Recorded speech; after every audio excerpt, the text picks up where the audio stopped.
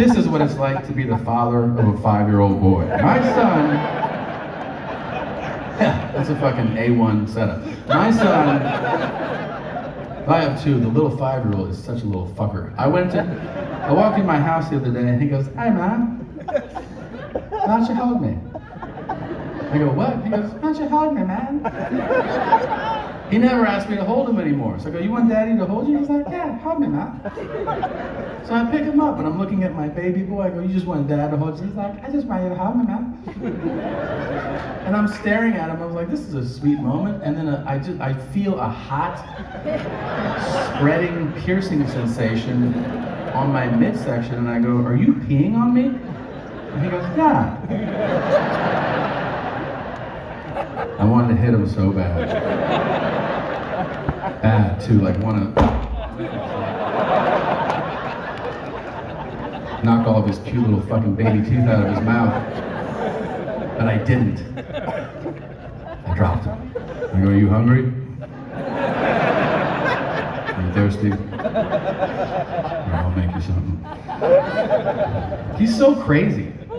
This kid has not allowed us to call him by his birth name for 3 years. 3 years. So before you tell me, "Oh, that's a phase," 3 years is not a phase. That's a new path, okay?